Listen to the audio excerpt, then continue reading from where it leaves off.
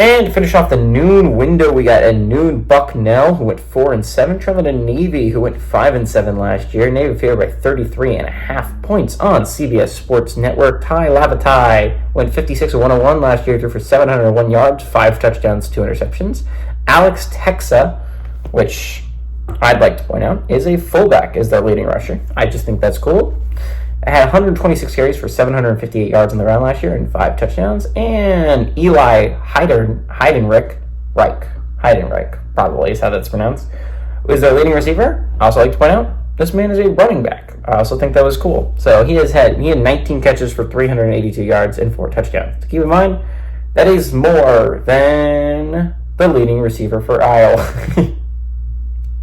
Great job, Iowa. They bring back both Texa and Heidenreich. They do not bring back Lavatai, and I think it's going to be a big hole on the Navy side of things. Ty Lavatai has been the QB for a little bit at Navy now. I think what's going to be really interesting to look at is how can Navy win without Lavatai at QB? Again, it's not like he threw for a whole bunch of yards last year, but Navy came close in quite a couple games to winning the game thanks to Lavatai keeping them in it. So, I mean, I think it's going to be interesting. I think Navy is a solid team this year. I think it's going to be fun to see 2 different teams run the option in the American, because it's what Army kind of does anyways. I mean, Army throws a little bit more of a passing wrinkle onto the option than Navy does. Navy runs more straight option. I mean, none of them are as good at running the option as Air Force, but Navy runs more Air Force offense than Army does.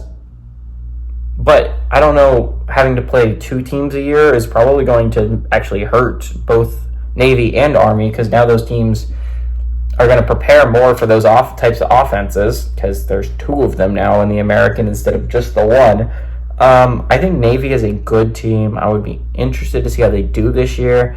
I always love watching a good option. Obviously, if I had to choose, I would pick Air Force over Navy, but Navy actually has had some good option offenses over the past couple of years. I think Navy is significantly better than Bucknell.